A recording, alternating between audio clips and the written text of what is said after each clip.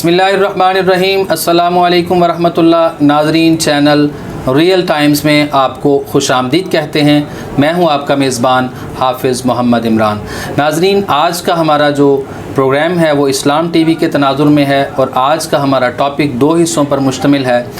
पहला हिस्सा है जादू की इस्लाम में क्या हकीकत है और दूसरा हिस्सा है हकूकुल इबाद। इन मौज़ूआत पे बात करने के लिए हमने एक मशहूर व मारूफ़ शख्सियत को आज दावत दी है। अरसा 35 साल से दीन इस्लाम की खिदमत में पेश हैं। बहुत सारे टीवी चैनल्स पे उनके प्रोग्राम नश्र किए जाते हैं, स्पेशली 92 न्यूज़ पे सुबह नूर में उनके काफ़ी प्रोग्राम नश्र हो चुके हैं। इसके अलावा उस्तादुल उलमा हैं, बड़े बड़े जय्यद उलमा के उस्ताद हैं, उस्तादुल हुफ़ाज़ भी हैं। बहुत सारे कॉलेजेस और बहुत सारे मदारस में उनके दरस कुरान के सेशन भी होते हैं। और आइए कुरान सीखें के नाम पे उनका एक यूट्यूब चैनल भी है। तो मेरी मुराद हज़रत अल्लामा अल-हाफ़िज़ अल-क़ारी मोहम्मद याक़ूब साहब। अस्सलामु अलैकुम व रहमतुल्लाहि व बरकातुहू। वालेकुम अस्सलाम व रहमतुल्लाहि। सबसे पहले तो अल्लामा साहब, आपका तहे दिल से मशकूर हूँ कि आपने अपने कीमती वक्त में से चंद घड़ियाँ हमारे चैनल को अता की। अल्लाह ताला आपको जज़ाए खैर अता करे। वैसे तो बहुत सारे मौज़ूआत हैं इस्लाम से रिलेटेड जिन पे बात करने की फ़िलवक्त ज़रूरत है, लेकिन इस वक्त दो अहम मौज़ूआत पे मैं चाहूँगा कि आप रोशनी डालिए। पहला मौजू है कि जादू की इस्लाम में क्या हकीकत है और दूसरा मौजू है हकूकुल इबाद।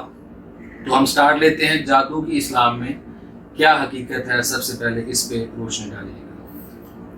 बिस्मिल्लाहिर्रहमानिर्रहीम। अल्लाहुम्मा सल्लि अला सय्यिदिना व मौलाना मुहम्मदिन व अला आलि सय्यिदिना व मौलाना मुहम्मदिन व अस्हाबि सय्यिदिना व मौलाना मुहम्मदिन व बारिक वसल्लम। जी हाफिज़ साहब, बहुत शुक्रिया, आपने मुझे इस चैनल पे मौका बख्शा। अल्लाह ताला आपको इसकी जज़ा दे। मैं दीन इस्लाम का एक अदना सा मुदर्रिस हूँ, दर्स व तदरीस के साथ मुंसलिक हूँ। मैं कोई अच्छा मुकर्रर या अच्छा वाइज़ नहीं हूँ।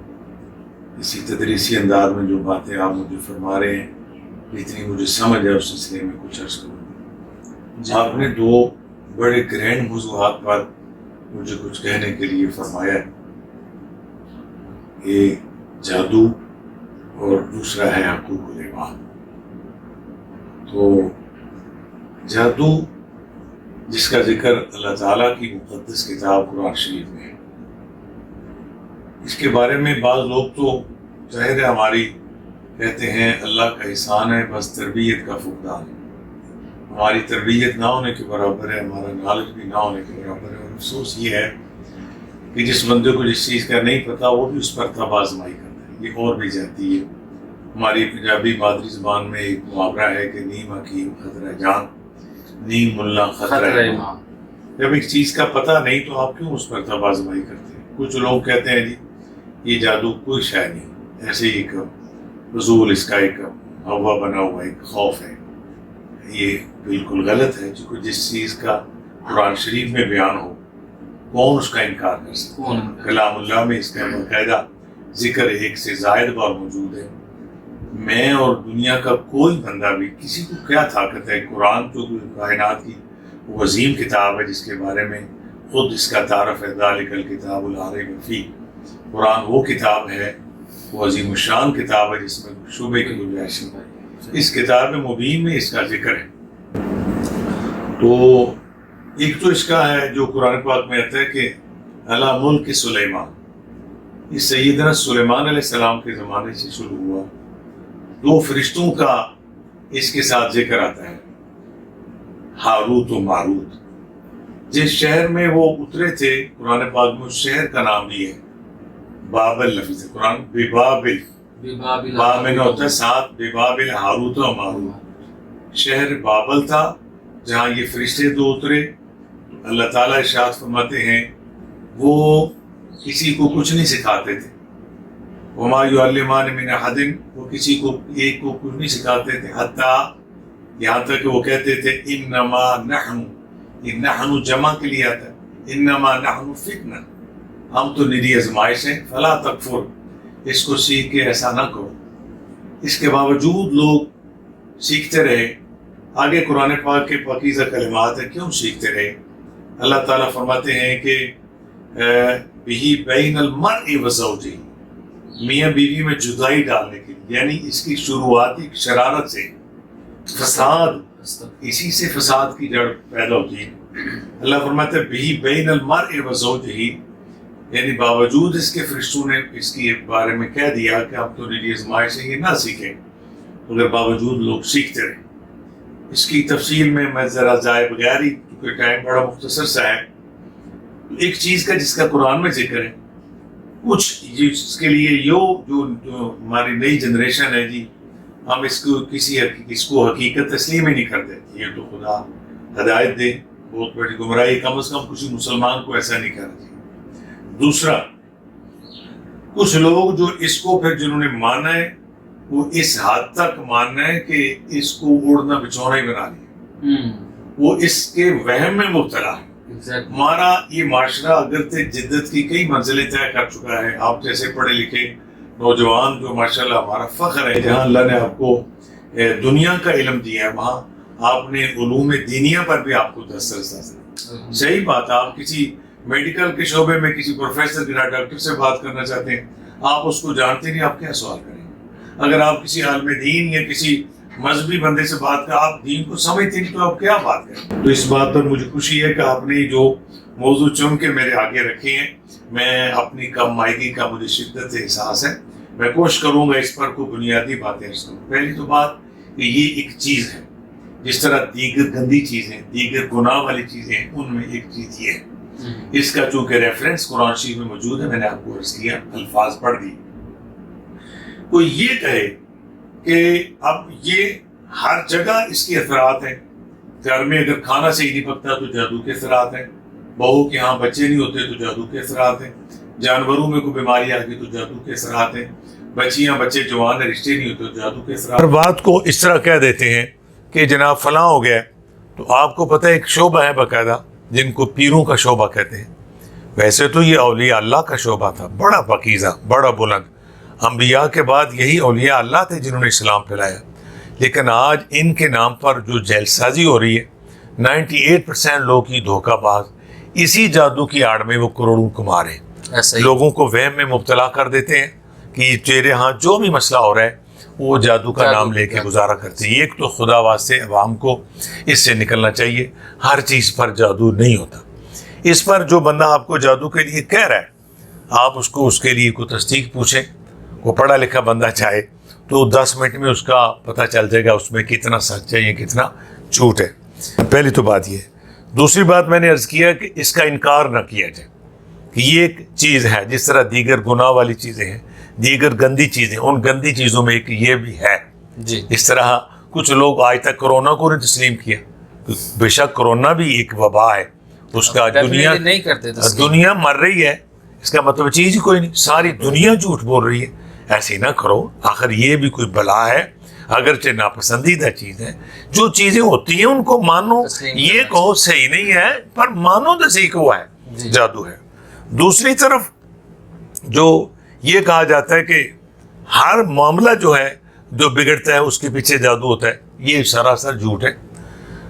اب اس کو دیکھا جائے کہ یہ کیسے اس کا سلسلہ ہے معاشرے میں. سب سے بڑی چیز ہے وہم. ہم جب دورہ حدیث شریف پڑھتے تھے, حضور ساج المکرم شیخ الحدیث, شیخ القرآن, شیخ الفقہ علامہ حافظ محمد عالم محدث سیالکوٹی رحمۃ اللہ کے استادوں کا فیض ہوتا ہے, ان کا نام لینے سے بات ذرا مضبوط ہو جاتی. آپ سے پوچھا گیا تھا کہ حضور یہ وہم کیا ہے؟ آپ نے فرمایا دنیا میں بڑے حکماء اور طبیب گزرے ہیں, ایک بڑے حکیم کا نام ہے حکیم لقمان رحمۃ اللہ علیہ. بعض نے تو کہا وہ نبی بھی تھے, لیکن بعض نے کہا نبی نہیں, ایک بہت بڑے ولی اللہ اور بڑے دانا بندے تھے جن کے نام کی قرآن شریف میں ایک صورت ہے. کہتے ہیں اس وہم کا علاج تو شاید ان سے بھی نہیں ہو سکا تھا. پھر ہم نے کہا حضور ہمیں سمجھائیں کہ یہ آتا کیسے ہے, جاتا کیسے. میں اس آپ کے چینل کی وساطت سے, چونکہ یہ موضوع بڑا گرینڈ ہے, میں کچھ باتیں اس کے بارے میں کر سکوں گا اس تھوڑے ٹائم میں. آپ نے فرمایا ایک عورت جس کی شادی ہوئی, ایسے مرد تھے کہ اس مرد کی پہلے بھی شادی تھی, اس کی پہلی بیوی سے ایک بچی تھی یا بچہ تھا, وہ بیوی فوت ہو گئی. اب اس کی شادی ایک اور عورت سے ہوئی, اس عورت کے ہاں سال گزرا 2 گزرے اولاد نہ ہوئی، یہ میرے اللہ کی شان ہے، جس کو دے نہ دے۔ تو اس عورت نے دیکھا کہ میں اگر بچے ہو جاتے تو میری بھی کوئی عزت ہوتی، تو مجھے تو اولاد نہیں دی رب نے، تو یہ پہلی بیوی میں سے بچہ ہے، تو میرا شوہر اسی سے کھیلتا ہے، اسی سے پیار کرتا ہے۔ اب کسی ایسی مکار عورت کے پاس جاتی ہے اور کہتی ہے کہ مجھے کچھ چارہ بتاؤ تاکہ میں اس بچے کو خود بھی نہ ماروں مگر یہ آہستہ آہستہ خود اپنی موت مار جائے۔ اس نے کہا کوئی مسئلہ نہیں، آپ ایسا کر کے جائیں، میں کہتا ہوں آپ کے چینل ہی ساتھ سے اگر میرے کئی بہنیں، میری بیٹیاں، میرے بھائی، میرے بزرگ اس قسم کے امراض سے نکل جائیں گے اگر میری بات ان کو سمجھ میں آ جائے۔ کس طرح ڈالا جاتا ہے ذہن میں کہ گھٹنوں کو درد ہے، کسی نے کچھ کر دیا، کمر میں درد ہے، کسی نے کچھ کر دیا، بیٹی کا رشتہ نہیں ہو رہا، کسی نے کر دیا، بیٹے کے باہر پیپر نہیں بن رہے، مذاق بنا ہوا ہے۔ تم نے اللہ تعالیٰ کی قدرت کا انکار کرنا شروع کر دیا، اللہ کو رازق ہی نہیں مانتے، مالک ہی نہیں مانتے۔ تو اس عورت نے کہا تم جا کے جب وہ سویا ہوتا ہے تو جو تو ماں ہی کہتا ہے، ظاہر ہے بچہ تو اسے ماں ہی سمجھتا تھا، تو اس کے سرانے جا کے رونا شروع کر دے۔ جب وہ بچہ اٹھے تو اس نے عورت نے کہا جا کے رو رہی تھی، بچہ اٹھا، ماں کیوں روتی ہو؟ ماں نے کہا بچے روؤں کیوں نہ، تو سویا تھا نا؟ جی ماں، تو ایک سانپ آیا ہے تو اس طرح تیری ناک میں نہ یا تیرے منہ یا ناک کے ذریعے تیرے پیٹ میں چلا گیا۔ آپ سمجھتے ہیں پیٹ میں ایک پورا سسٹم ہے، وہاں دل ہے، پھیپھڑے ہیں، آنتڑیاں ہیں، پورا سسٹم ہے، ایک معدہ ہے۔ بچے نے کہا ماں مجھے لگ رہا ہے یوں پھر رہا ہے، یوں پھر رہا ہے۔ تو بچے خوف میں مبتلا ہو گیا، وہم ڈالا گیا۔ بچے نے ماں نے کہا بچے کھانا کھا لے، کہتے ہیں من دل نہیں کر رہا، میرے اندر سانپ ہے۔ کھانا چھوڑ دیا، آہستہ آہستہ آہستہ وہ چلتا تھا، چلنا چھوڑ دیا، بیٹھتا تھا، بیٹھنا چھوڑ دیا، لیٹ گیا۔ اب وہ موت کے انتظار میں، موت واپس اب نہیں آتی جب تک اللہ کا آرڈر نہ ہو۔ فَإِذَا جَاءَ أَجَلُهُمْ لَا يَسْتَأْخِرُونَ، جب ان میں سے اجل آ جائے تو پھر تاخیر نہیں ہوتی، پر اللہ کا جب تک آرڈر نہیں آئے ساری دنیا بھی مارے بندہ مرتا نہیں۔ اب وہ نہ زندوں میں ہے نہ مردوں میں، بڑی نازک حالت، آنکھیں کھولتا ہے تو ماں چمچ سے کچھ پانی دیتی ہے وہ بھی نہیں لیتا، اس کو ترس آ گیا۔ آخر عورت سی مسلمان ہوگی، اسی عورت کے پاس گئی کہ نہ تو یہ مرا ہے، اب نہ زندوں میں نہ مردوں میں، کبھی آنکھ کھولتا ہے اور سانس لیتا ہے، تو اس کا کوئی علاج کرو، اس کو ٹھیک کر دو۔ اس نے کہا یوں صحیح کر لیتی ہوں۔ واہ، ان کا کیسے صحیح کرو گی؟ انہوں نے کہا جا کے یوں یوں کرو۔ اس نے طریقہ بتایا۔ اب وہ عورت آئی، اس سے طریقہ سیکھ کے کہنے لگی کہ جا کے اس کو کہنا، جس طرح اس نے کہا کہ اس کے سرانے بیٹھ کے ڈھولک بجانا، خوشی کے گیت گانا۔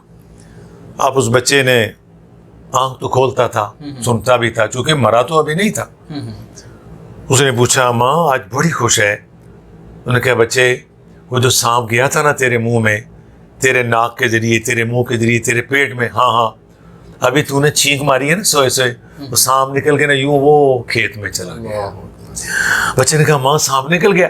بچے نے کہا مجھے لگ رہا ماں میرا پیٹ ہلکا ہو رہا ہے۔ تو وہ بچہ جو پانی تک پینا چھوڑ گیا تھا تو کہنے لگا ماں مجھے پانی دو، تھوڑا سا پانی پیا، ماں کچھ کھانے کو دو، آہستہ سا دودھ لیا، کھانے دیا، لیٹا ہوا بیٹھ گیا، بیٹھتا ہوا کچھ دنوں کے بعد چلنا شروع کر دیا۔ اب استاذہ فرمان لگے بتاؤ دورہ حدیث کے طالب علموں سانپ آیا تھا؟ آپ فرمائیں جی آیا تھا سانپ۔ آپ ماشاء اللہ ہمارے نوجوانوں کا فخر ہے، سانپ کہیں سے آیا نہیں تھا، اگر آیا نہیں تو جانا کہاں سے تھا؟ آیا بھی وہم تھا، گیا بھی وہم، مطلب وہ ایک وہم تھا جو وہم اس تھا، کے ذہن میں بھر دیا گیا۔ آج عزیز الحافظ صاحب آپ اس معاشرے کا آپ پر قرض ہے کہ آپ اس معاشرے کے ایک پڑھے لکھے نوجوان ہیں۔ یہ چینل کے ذریعے لوگوں کو اویئرنس دو، دنیا چاند تک پہنچ گئی ہے، میڈیا اتنا سٹرانگ ہے کہ بنگال کی کسی ایک ریاست میں بلی کنویں میں گرے، میرے ایک دوست نے مجھے کویت سے کال کی کہ میں عجیب خبر سنی ہے، یہ سنو کہ وہ یعنی خبر نامہ تھا کہ بنگال کی کسی گاؤں میں ایک بلی کنویں میں گری تو آرمی کی یا متعلقہ لوگوں نے اس کو ریسکیو کیا، اس کو بچا لیا۔ کہتے یہ چھوٹی سی خبر بھی ہوگی، دنیا ادھر پہنچ گئی، مگر یہ مرض وہم کا آج بھی موجود ہے، یعنی یہ جاتا بھی وہم اور آتا بھی وہم ہے۔ اور یہ بڑے جو بیٹھے ہوتے ہیں ڈیروں پہ، بڑا ایک نا بڑی ایک تکنیک کے ساتھ ایسا منہ بنا کے بات کرتے ہیں کہ بی بی کام بڑا بڑا ہو گیا تے بڑے پیسے لا کے تھوڑے تو کہتے، وہ عورت کہتی ہے اور اس کو قرآن بھی پڑھ کے سنائے وہ نہیں یقین کرتی، اس بابے کی بات پر یقین کر لیا ہوتا ہے، بلکہ ہم نے سنا ہے کہ یہ جتنے پیسے لگا کے جادو کیا گیا نا میں اس سے آدھے لوں گا. یہ کتنے پہ جادو؟ یہ 3.5 لاکھ لیا تھا, آپ صرف مجھے 1.5 لاکھ دے دیں تو میں اس کا توڑ کر دیتا ہوں. کبھی یہ 1.25 روپے لیتے تھے, اب یہ معاملہ لاکھوں میں چلا گیا. آپ دیکھ لیں ان لوگوں کو, عام مریدوں کے جس کے پاس ٹوٹی سائیکل نہیں ہے, آپ آج پیر بنے, کل آپ کے پاس کروزریں آ جائیں گی.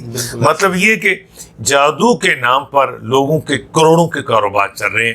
علامہ صاحب, یہ جو جادو کے بارے میں کہا جاتا ہے کہ جادو برحق ہے, تو پلیز اس حوالے سے ذرا روشنی ڈالیے گا. اللہ آپ کا بھلا کرے, مہربانی. آپ نے یہ میرے موضوع میں میری رہنمائی فرمائی. اکثر یہ محاورہ بولا جاتا ہے, یہ جملہ کہا جاتا ہے, بر کا معنی ہوتا ہے اوپر, حق کا معنی سچ ہے. یعنی آپ نے کیا کہا؟ آپ نے کہا جادو حق سچ ہے. تو یہ تو سراسر کفر ہے. قرآن کے لفظ انما نحن فتنہ فلا تکفر, ایسا نہ سیکھو وگرنہ کافر ہو جاؤ گے. تو اس کو ہر بار حق بھی نہیں کہنا کہ جادو تے ماری, چونکہ مادری زبان پنجابی ہے نا, جادو تے بار حق ہو یا نا جی. اس طرح کر کے دوسرا بندہ وہ خاتون سارے لاتی ہے, وہ بابا کہتا ہے جی ہے تے بات صحیح. جبکہ یہ علماء کسی پڑھے لکھے کوالیفائڈ عالم دین سے وہ جو کہیں گے کلمہ کفر کہہ رہا ظالم, کلمہ پڑھ لا الہ الا اللہ محمد رسول اللہ کا. ہم تو بتانے کے لیے کر رہے ہیں نا, یہ نہ بر ہے نہ حق ہے. ہاں جی, یہ ایک جس طرح دوسری گندی چیزیں ہیں, کفر ہے, دیگر بےہودہ چیزیں ہیں, ان گندی چیزوں میں ایک گندی چیز ہے. اس کا مقام کفر ہے کہ جب لوگ اس سے گزرتے ہیں اسلام سے ان کا تعلق نہیں رہتا. برحق نہیں کہنا چاہیے. یہ ہے ضرور جس طرح دیگر گندی چیزیں ہیں, ان گندی چیزوں میں ایک یہ بھی ہے. اچھا علامہ صاحب, ذرا ہمارے ناظرین کو پلیز یہ بتائیے گا کہ اکثر سنا جاتا ہے کہ نبی اکرم صلی اللہ علیہ وآلہ وسلم پر جادو ہوا تھا, تو اس حوالے سے بتائیے گا کہ کیا حقیقت ہے تاکہ لوگوں کو آشنائی حاصل. آپ نے فرمایا کہ کیا رسول اللہ صلی اللہ علیہ وسلم کی ذات بابرکات پر ایسا کچھ ہوا تھا؟ جی, ایسا حدیث شریف میں ہے موجود کہ نبی کریم صلی اللہ علیہ وسلم پر یہ مدینہ شریف کے یہودی تھے جو جادوگر تھے, ان کی لکھا کتاب میں ان کی بیٹیوں کو بھی اس نے سکھا رکھا تھا. حضور علیہ الصلوۃ والسلام کے یہودی غلام تھا, اس نے کہا تھا کہ ان کی کوئی چیز لائیں یا تھوڑا سا منالے دے دوں کہ جس پر یہ ایسا کرنا ہوتا, اس کا کوئی کپڑا, اس کے بال, اس کی کوئی نہ کوئی چیز. یہ میں آپ کے میں ذکر ہوں اگلے نشست کے لیے بات رکھ دیتے ہیں کہ وہ کچھ نہ کچھ چیز حاصل کرتے ہیں یہ لوگ. تو حضور صلی اللہ علیہ وسلم کے مقدس بال انہوں نے حاصل کیے, جس کو گریں لگائیں. ان جادوگر یہودی کی جادوگر بیٹیوں نے یہ مل کے کیا, اور اس کو ایک لکڑی کی کنگھی تھی اس میں دے کے کسی گہرے کنویں میں پتھر کے نیچے جا کے رکھا. اللہ کے حبیب پاک علیہ الصلوۃ والسلام کے سر انور میں ہلکا درد اور طبیعت میں بے چینی. یعنی اس پر جید علماء کا اتفاق ہے کہ اللہ کے حبیب رسول پاک صلی اللہ علیہ وسلم چونکہ اللہ کے پیغمبر ہیں, نبوت کی ذمہ داریوں میں لمحہ بھی فرق نہیں آیا. یعنی ایسا نہیں ہوا کہ استغفر اللہ کو یہ کہے کہ حضور اتنے بڑی ذمہ داری لے کے تشریف لائے تھے, جب ایسے اثرات ہوئے ہوں تو کوئی آپ کا ارشاد کو ایسا ہرگز نہیں. یہ طبیعت میں بے چینی اور سر اربن میں ہلکا درد محسوس ہونے لگا, جس پر اللہ تعالیٰ نے قرآن کی 2 صورتیں اتاری تھیں, سورہ الفلق, سورہ الناس. بالوں کو 11 گریں لگائی تھیں, اور یہ دونوں صورتوں کی آیتیں بھی 11 ہیں. جیسے آیتیں پڑھی گئی, آیتیں پڑھی جا رہی ہیں قل اعوذ برب الفلق, اور ایک گرہ کھلتی گئی, اور یہ سارا الحمدللہ جو کھیل تھا جو ختم ہوا. حضور نبی علیہ الصلوۃ والسلام کے جسم پاک پر ایسے اثرات ہوئے, میں نے عرض کیا صرف طبیعت میں بے چینی اور بعض لکھا کہ ہلکا سر میں درد, اس سے آگے یہ اثر نہیں کر سکا تھا. اتنا بے چینی سرکار محسوس فرمانے لگے. یہ تو تھا جادو کی اسلام میں کیا حقیقت ہے. بڑے اچھے انداز میں آپ نے اس پہ ہمارے ناظرین کی جو ہے وہ رہنمائی کی اس حوالے سے. تو اب ذرا حقوق العباد کی طرف آتے ہیں. حقوق اللہ اور حقوق العباد کا بڑا ذکر ہوتا ہے. مدرسین اور جو واعظین ہیں وہ اس پہ روشنی ڈالتے ہیں. حقوق اللہ کی طرف کافی توجہ دی جاتی ہے, بلکہ آج کل تو وہ بھی نہ ہونے کے برابر ہے, جبکہ حقوق العباد کو نظر انداز کیا جاتا ہے. تو اس حوالے سے رہنمائی فرمائیے گا. ایک تو میں یہ بات عرض کروں گا کہ جو پچھلا آپ کا ٹاپک تھا ہم اس کو شروع ہی کر سکیں. بہت ساری ہم باتیں اس کی رہ گئی ہیں, پھر جیسے کبھی موقع ملا میں انشاءاللہ میں کوشش کروں گا, چونکہ بہت سارے ایسے اس کے گوشے ہیں جو عوام کے سامنے لانے چاہیے. تو آپ کی مہربانی, چلو وقت کی قلت کے پیش نظر یہ حقوق العباد اسی تدریسی انداز میں آپ سے عرض کرتا ہوں. حقوق بھی جمع ہے اور عباد بھی جمع ہے. چونکہ آپ کی ماشاءاللہ ایک استاد ہے تو میرا تعلق بھی تدریس سے ہے.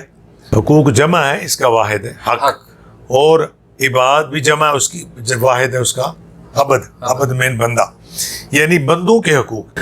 دیکھو یہ دو چیزیں ہیں, حقوق اللہ اور حقوق العباد.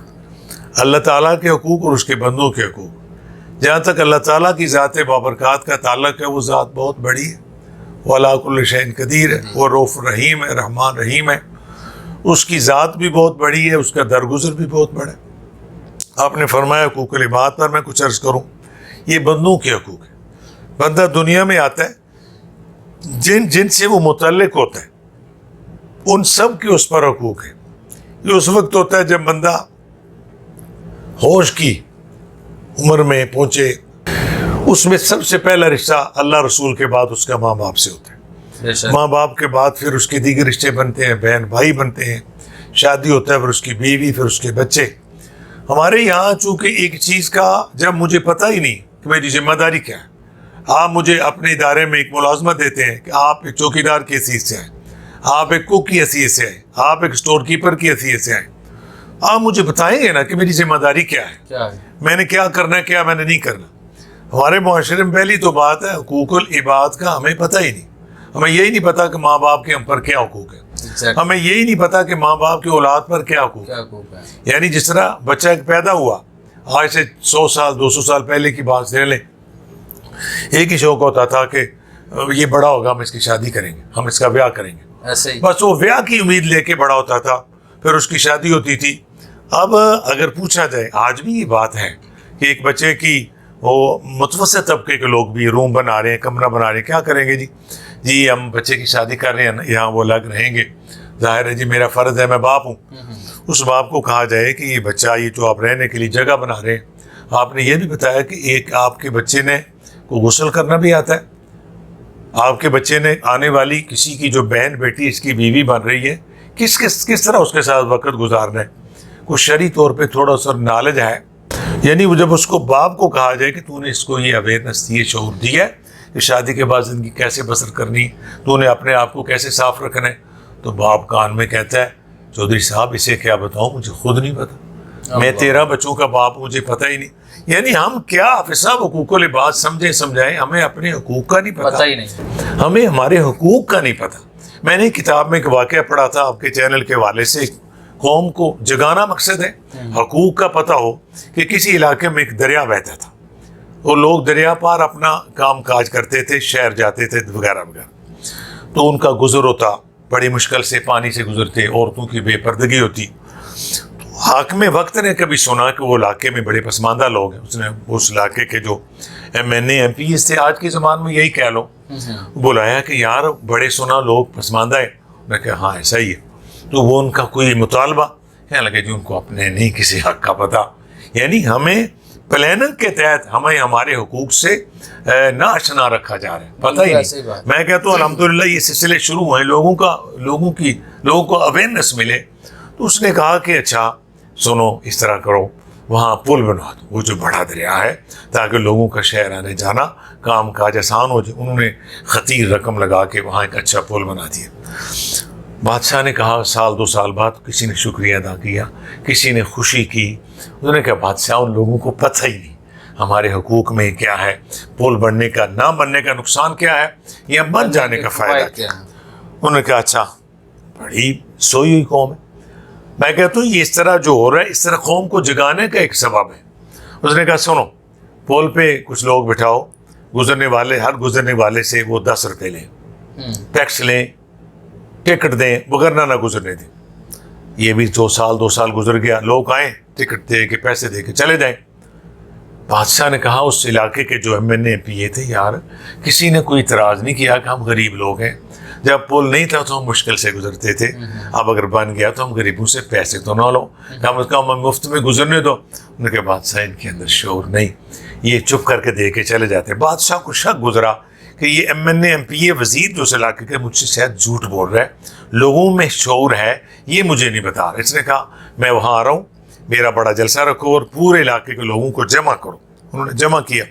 اب بڑا جلسہ تھا, ملک کا پرائم منسٹر یا پریزیڈنٹ, صدر یا وزیر اعظم صاحب تشریف لائے, لوگوں سے مخاطب ہوا, اے اس علاقے کے لوگ ہو, آپ پسماندہ لوگ ہو, مشکل میں ہو, تو یار پل نہیں تھا تو آپ کئی لوگ پانی میں بہہ جاتے تھے, آپ کی عورتوں کی بے پردگی ہوتی تھی, آپ نے کبھی مجھ سے سوال نہیں کیا, کبھی اعتراض بھی نہیں کیا, پھر اتنی رقم لگا کے ہم نے اتنا بڑا پل بنایا, آپ نے شکریہ بھی نہیں ادا کیا.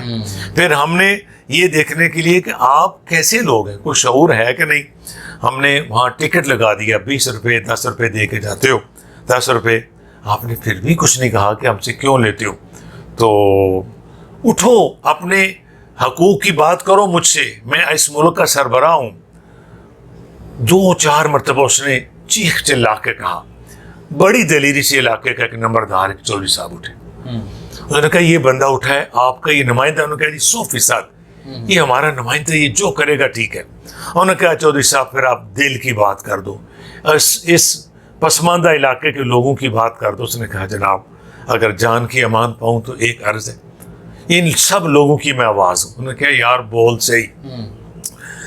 کہتا ہے بات یہ ہے, پل نہیں تھا تب بھی گزارا چل رہا تھا, بن گیا نہیں تھا تو ہمیں اس کا کوئی احساس نہیں تھا, بن گیا تو ہمیں اس کی خوشی نہیں. یہ ہے جب لوگوں کو حقوق کا پتہ نہیں ہوتا. اب آپ نے 10 روپے فی کس لینا شروع کر دیا, ہمیں اس کا بھی کوئی نہیں, دے دیتے ہیں, صرف ایک ریکویسٹ, اور وہ کام رہا تھا, ایک درخواست ہے. بادشاہ نے کہا نہ ڈرو, مجھے کہو, میں اس ملک کا حاکم ہوں, میں کر سکتا ہوں, میرے اختیار ہے. اب بات سن کے آپ اور ہمارے چینل والے ہنسیں گے. کہنے لگا صرف اتنا ہے, بعض دفعہ ہم 1 سے زائد لوگ ہوتے ہیں, تو یہاں نہیں بات تھوڑی سی رہ گئی. بادشاہ نے کہا یہ انہوں نے ٹکٹ دیتے ہیں تب بھی کچھ نہیں کہتے, ان کو یہ کرو 10 روپے کے بجائے 20 روپے لگا دو, اور گزرنے والوں کو 5 جوتے بھی مارو. یہ بیچ میں بات رہ گئی.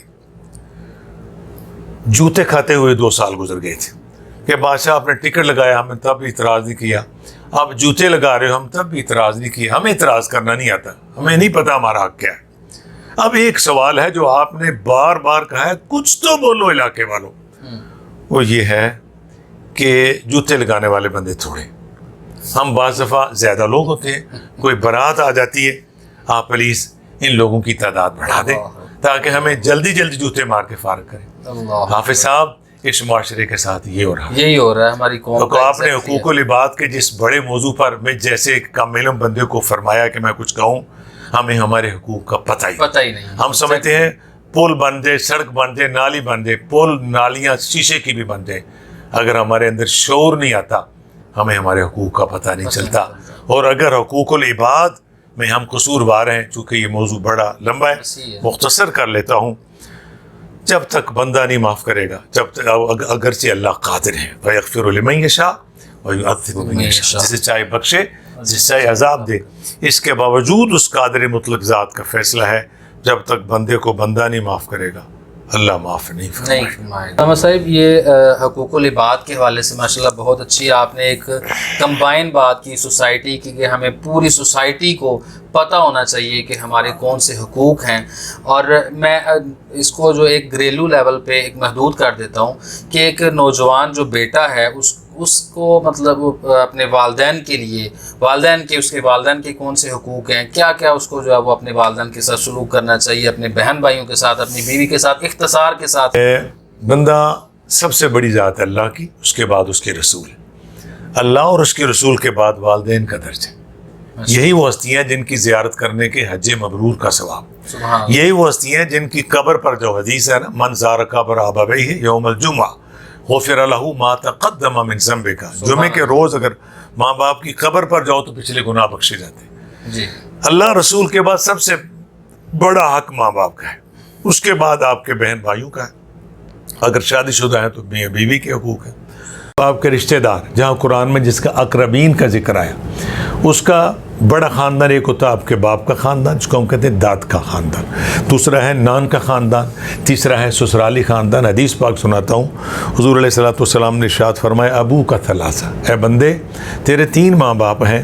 عرض کیا حضور ارشاد ہو, فرمایا من ولدک, پہلے وہ جنہوں نے تجھے جنم دیا, دوسرا فرمایا من علمک, जिन्होंने तुझे इल्म सिखाया।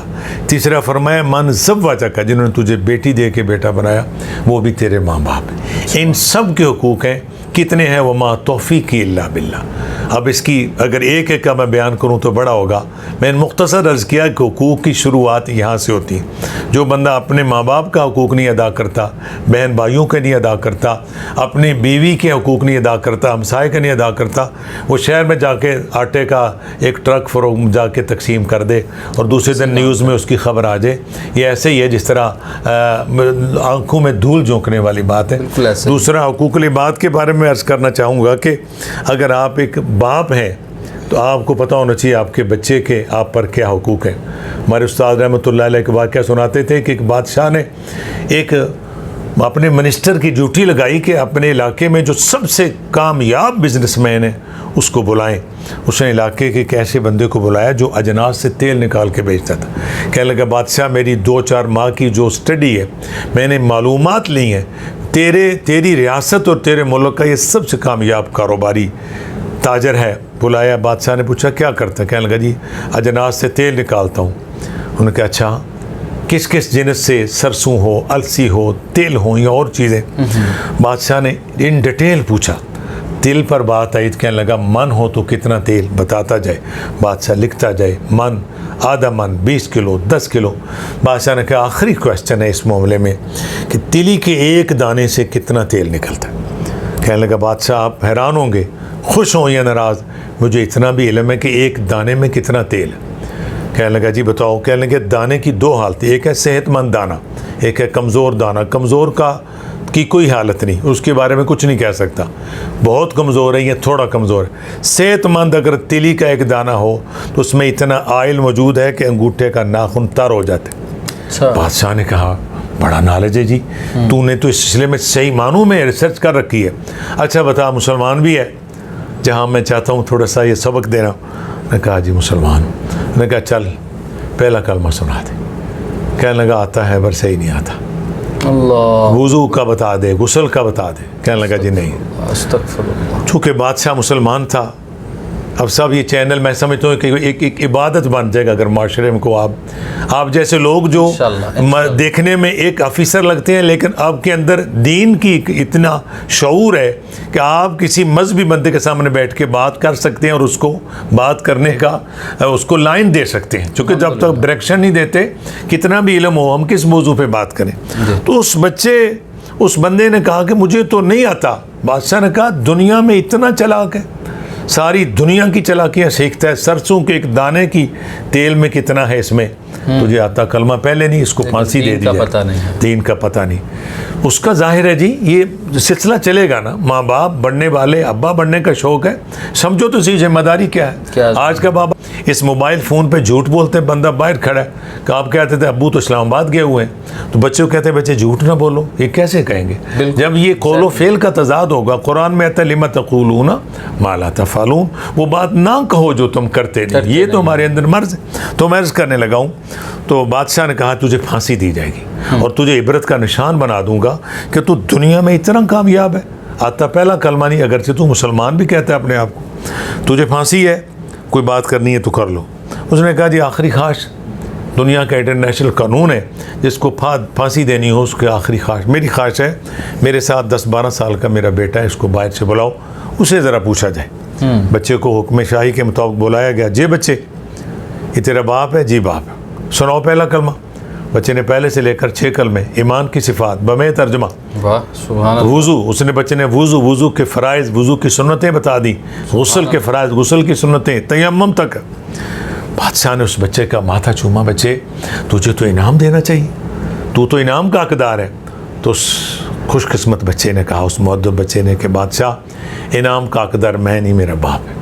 अल्लाह अकबर। अब साहब ये बात पूरी दुनिया में पहुँचाई जाए कि अब्बा बनने का शौक़ जिसको, उसको पता है कि बच्चे का क्या हुकूक है, इस औलाद के क्या हुकूक हैं। आजकल मेरे जैसा सूफ़ी मौलवी साहब, हाफिज़ साहब, कारी साहब, हाजी साहब 500 दाने की तस्बीह बनाई, कुरान शरीफ पढ़ रहे।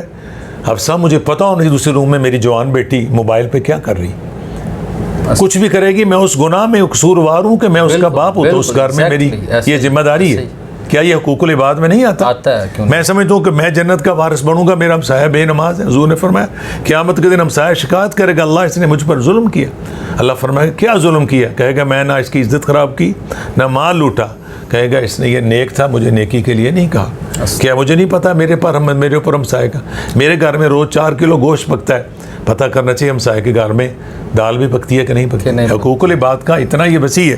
تو میں عرض کر رہا تھا اس بچے نے کہا کہ یہ کریڈٹ میرے باپ کو جاتا ہے، تو بادشاہ نے کہا اس کو تو آتا کک نہیں، یہ تو اس کو تو ہم پھانسی دیں گے۔ بچے نے کہا اگر مجھے آتا ہے تو اس میں میری باپ کا کردار ہے۔ بھئی اس کو نہیں نہ آتا، اس بچے نے کہا اگر اس کو نہیں آتا تو جاؤ قبر سے اس کے باپ کو نکالو، اللہ اس کا قصور ہے، یعنی اس کے باپ کا اس کا باپ کا قصور، اس نے اس کو سکھایا نہیں۔ تو آپ کے چینل کی وساطت سے میں عرض کروں گا جو باپ کے درجے پہ فائز ہیں یا باپ بننے والے ہیں، کوئی بھی کام کرو پہلے اس کو سیکھو کہ آپ نے کیا کرنا ہے۔ ہم نے Gujarat D P O D C O کے ساتھ جب ہماری میٹنگ تھی میں نے اس کو عرض کیا کم از کم اپنے ڈسٹرکٹ میں ہم یہ چیز نافذ کریں، کسی یونین کونسل میں اس وقت تک نکاح رجسٹر نہ ہو جب تک ایک سرٹیفکیٹ نہ جاری کریں کہ اس کو اویئرنیس نہ دیں کہ آنے والی اس بیٹی کے کیا حقوق ہیں جو تیری بیوی بن کے آ رہی ہے، جو تیری بیوی ہے پر کسی کی بیٹی اور کسی کی بہن بھی ہے، کسی کی وہ عزت آبرو بھی ہے، تیرے گھر کی غیرت بن کے آ رہی ہے، تم نے اس کے ساتھ کیسے رہنا ہے، اور دیگر جو حقوق ہیں اس کا ادائیگی تب ہوگی جب اس کا ہمیں پتہ ہوگا۔ اللہ تبارک و تعالیٰ کی بارگاہ میں دعا ہے کہ اللہ ہمیں پہلے تو ہم جو آپ جیسے نوجوان جو ہمارا فخر ہے، جن کو اللہ نے نالج دیا، اللہ نے جن کو وسائل دیے، اس شعور کو اجاگر کریں تاکہ ہمیں پہلے تو پتہ ہو، بالکل پھر جب پتہ ہو تو پھر عمل کی بھی۔ بہت اچھی کاوش آپ کی ہے جو آپ نے کہا کہ میٹنگ میں ہم نے یہ بات ان سے بولی کہ نکاح رجسٹر سے پہلے جو ایک سرٹیفکیٹ دیا جائے۔ بڑی خوشی ہوئی مجھے یہ بات سن کے۔ آپ کی گفتگو ماشاءاللہ اصلاحی ہوتی ہے، اصلاحی پہلو ہوتا ہے، چونکہ آج کے جو علماء ہیں وہ ایک دوسرے پہ کیچڑ اچھالتے ہیں ہر حوالے سے، تو یہ بھی بڑا پلس پوائنٹ ہے۔ تو اسی لیے میں نے ریئل ٹائم میں ان موضوعات پہ بات کرنے کے لیے آپ کا انتخاب کیا تھا کہ اصلاحی حوالے سے آپ ماشاءاللہ گفتگو فرماتے ہیں۔ علامہ صاحب آخر میں ہمارے جو ریئل ٹائم کے ناظرین ہیں، آج کے جو 2 ہمارے موضوعات تھے، جادو کی اسلامی حوالے سے کیا حقیقت ہے اور دوسرا حقوق العباد، ان دونوں موضوعات کو مد نظر رکھتے ہوئے کوئی اپنا پیغام ہمارے ناظرین کو اگر آپ دینا چاہیں تو بسم اللہ۔ جی شکریہ۔ پہلے تو میں عرض کروں گا کہ ان دونوں موضوعات کو میں حق نہیں ادا کر سکا، یہ بڑے گرینڈ موضوع ہیں، مختلف نشستیں ان کے لیے چاہیے، بہت کچھ باتیں ہیں جو مزید بتانے والی، اس پر آپ بھی اس وقت کی قلت سمجھیں یا مجھے اپنی کام مائیگی کا بھی ویسے احساس ہے۔ میں یہ عرض کرنا چاہوں گا جادو کے حوالے سے کہ یہ قابل علاج مرض ہے، ایک بیماری خطرناک پریشانی ضرور ہے، لیکن میں یہ عرض کروں کہ 98% وہم ہے، جس کو جادو کا نام دے کے یہ پیر لوگ، یہ جھوٹے لوگ پیسے کماتے ہیں، ٹھیک ہے، 98%، 99% کہہ لیں وہم ہے، جادو ہوتا نہیں۔ اگر ہو بھی جائے تو یہ قابل علاج مرض ہے۔ آپ کسی کوالیفائڈ شخصیت کے پاس جائیں، پہلی تو بات اس نے نالج باقاعدہ سیکھا ہو۔ یہ جو گھر بیٹھے ڈاکٹر بننے والی بات ہے نا، یہ مذاق ہے، یہ دھوکہ ہے حافظ صاحب۔ ایک بندے نے دین نہیں سیکھا، میں کہتا ہوں کسی کو جاؤ یہ وظیفہ کرو، مجھے یہ نہیں پتا کہ اس کو الفاظ پڑھنے بھی آتے ہیں کہ نہیں آتے، خود وہ ادا کر نہیں سکتا، یا یہ جاہل لوگ بعض دفعہ ایسے وظائف بتاتے ہیں، لوگوں کا اعتبار اٹھ رہا ہے قرآن پر، اسماء الحسنہ سے اعتبار اٹھ رہا ہے کہ یقین جانو۔ ہمارے ایک عزیز عربی میں ان کی والدہ میرے پاس آئی تو کہنے لگی کہ مجھے بے چینی رہتی ہے، میں نے کہا یہ پڑھا کرو، کہنے لگی میں نے بہت وظیفے کیے، ان میں کوئی اثر نہیں۔ میں کہا میری ماں میری بہن ایسے نہ کہو، کلمہ پڑھو۔ وہ ڈر گئی، میں نے کہا ایسے نہیں کہنا، میں نے بہت یہ لکھو، میرے پاس کتاب ہے۔ میں نے کہا دیکھو اگر کوئی کام آپ صحیح نہیں کرتے تو پھر اس کام کا قصور نہیں، ان میں اثر نہیں، میں نہ ایسا نہ کہو۔ ڈاکٹر کی ہدایت کے مطابق جو ہے وہ میڈیسن استعمال نہ کی جائے تو اس کا جو ہے وہ سائیڈ ایفیکٹس ہو سکتا ہے۔ اب سب جب ڈاکٹر ہی عطائی ہو، جب کہتے ہیں نیم حکیم خطرہ جہاں، نیم ملا خطرہ ایمان والی بات ہوگی، نہ مرض رہے گا نہ مریض۔ میں نے کہا آپ نے وظیفہ کیا کیسے؟ جی میں اس کو رات کو اٹھ کے 70,000 مرتبہ پڑھتی تھی، شام کو بیٹھنا عشاء، سردیوں کی لمبی راتیں۔ میں تم نے تو پاگل ہو جانا چاہیے تھا، یہ تو بات ہے۔ میں نے اس کو کہا میری بہن دیکھو یہ بجلی ہے، یہ دو وائر ہے، تارے ہیں، ان میں کرنٹ آ رہا ہے، اگر بلب جل جائے تو روشنی ہوگی۔ آپ کے دیکھیں اس روم میں اسٹوڈیو میں یہ اے سی لگا ہے، یہ آپ کا سیٹ اپ ہے، کیا سمجھتے ہیں یہ پنکھا چلے تاروں میں کتنا بھی کرنٹ کیوں نہ، اے سی نہیں چلے گا، بلب نہیں چلے گا، میں نے کہا میری بہن میری ماں ایسا نہ کہنا، خدا کی قسم کلام اللہ میں بڑا اثر ہے، اسماء الحسنہ میں بڑے اثرات ہیں، اللہ کے پاک ناموں میں بڑے اثرات ہیں، ہم بگڑ گئے، ہم بے عملے ہو گئے۔ جعلی پیر ایسی باتیں بتاتے ہیں، ان کو یہ نہیں پتا کہ اس کی لمٹ نہیں بتانی، کیونکہ سب سے بڑا وظیفہ قرآن ہے۔ تو قرآن بھیجنے والے رب نے کیا فرمایا؟ فَقْرَؤُوا مَا تَيَسَّرَ مِنَ الْقُرْآنِ، قرآن اتنا پڑھو جتنا آسانی سے پڑھ سکتے ہو۔ تو آپ کسی وظیفے کو اتنا پڑھیں، وظیفہ کرنے والے کا تلفظ درست ہو، وظیفہ کرنے والا کا 5 وقتہ نمازی ہو، اور اس کے ساتھ ساتھ کیا کرے؟ دعا اینڈ دوا۔ یہ میں آئندہ کے لیے چھوڑوں گا، وہ کوشش بھی کرے اور ساتھ وہ اپنے رب کی بارگاہ میں دعا بھی کرے۔ یہ قابل علاج مرض ہے، بشرط ہے کہ اس کا علاج کوئی کوالیفائڈ بندہ کرے۔ دوسرا میں حقوق العباد کے موضوع میں عرض کروں گا کہ پہلے تو اس کا پتہ ہونا چاہیے، جس طرح میں نے پہلے عرض کیا، والدین سے شروع ہو جائیں، پھر بہن بھائی، پھر نان کے داد کے۔ حضور نے فرمایا تھا کہ اپنوں کا بار بار حکم ہے قرآن میں، کہیں ذوی القربہ، کہیں اقربون، کہیں اقربین، یتیموں اور مسکینوں کا بعد میں ذکر ہے۔ ہمارے ایک بہت بڑے ولی اللہ رومی کشمیر میاں محمد بخش رحمۃ اللہ علیہ فرماتے ہیں کہ اول خیشاں بعد درویشاں ہے جی۔ اول خیش کا مطلب ہے اول تمہارے قریبی ہیں۔ آپ جب کسی قریبی سے نیکی کرتے ہیں نا، تو مثال کے طور پر آپ کے پاس 2000 روپے آپ نے صدقے کے طور پہ دینا ہے، آپ کا اگر رشتہ دار اس کو دیں گے تو ڈبل ثواب ملے گا۔ ایک ثواب صدقے کا ہوگا، دوسرا صلہ رحمی کا ثواب ہو جائے گا۔ تو جب اس دائرے سے نکلیں لوگوں پر بھی کریں۔ اس کی سب سے بنیادی بات ہے کہ شعور کی کمی، جس طرح میں نے عرض کیا، اس پر اس کی شروعات گھر سے ہوتی ہیں، والدین، بہن بھائی، پھر ہم آپ کے ہمسائے، پھر آگے چلتے جائیں۔ اور اس پر اللہ تعالیٰ نے، چونکہ اسلام دین فطرت ہے، کوئی بوجھ ایسا نہیں ڈالا جو جہاں تم بے بس ہو، جو کر سکتے ہو کر گزرو۔ بالکل اسی میں اللہ کی رضا ہے، اور یہی ہمارے بڑے ہی خوبصورت انداز میں آپ نے دونوں موضوعات پر روشنی ڈالی۔ اللہ تعالیٰ آپ کو اجر عظیم بھی عطا کرے، اور پھر سے آپ کا شکریہ ادا کرتے ہیں کہ آپ نے قیمتی وقت ہمارے چینل کے لیے نکالا۔ بہت شکریہ، جزاک اللہ خیر۔ ناظرین، بہت ہی خوبصورت انداز میں علامہ صاحب نے ان دونوں موضوعات پہ روشنی ڈالی۔ یقیناً ہمیں ان باتوں سے رہنمائی حاصل ہوگی۔ ناظرین، جادو کے حوالے سے بتایا تو لٹیرے بیٹھے ہوئے ہیں، ہر ناکامی کے پیچھے ہم سمجھتے ہیں کہ جادو ہی ہے، تو ہم فوری طور پہ اپنی دولت لٹانے ان لٹیروں کے پاس، جعلی پیروں کے پاس چلے جاتے ہیں۔ تو ہمیں اوائڈ کرنا ہوگا ایسے لوگوں سے۔ دوسرا ہمارا موضوع تھا حقوق العباد کے حوالے سے، تو حقوق العباد کے حوالے سے انہوں نے ماشاءاللہ بہت اچھی باتیں کی۔ والدین کے حقوق ہیں، اساتذہ کے حقوق ہیں، رشتہ داروں کے حقوق ہیں، بہن بھائیوں کے حقوق ہیں، ہمسایوں کے حقوق ہیں۔ تو ہمیں اپنے گریبان میں جھانکنا ہوگا، کیا ہم اپنے حقوق کی ادائیگی کر رہے ہیں کہ نہیں۔ اگر نہیں کر رہے تو آج سے ہی ہمیں یہ اپنے آپ سے وعدہ کرنا ہوگا کہ ہم اپنے حقوق کی ادائیگی شروع کر دیں۔ میں امید کرتا ہوں کہ ہمارے معاشرے کو اس پروگرام سے یقیناً فائدہ ہوا ہوگا۔ جنہوں نے ابھی تک ہمارے چینل کو سبسکرائب نہیں کیا، وہ فوری طور پہ سبسکرائب کریں، اور بیل آئیکن کو اس لیے دبائیں تاکہ ہر نیا آنے والا پروگرام آپ تک پہنچ جائے۔ اپنا بہت سا خیال رکھیے گا۔ اپنے میزبان حافظ محمد عمران کو اجازت دیجیے۔ اللہ حامی و ناصر۔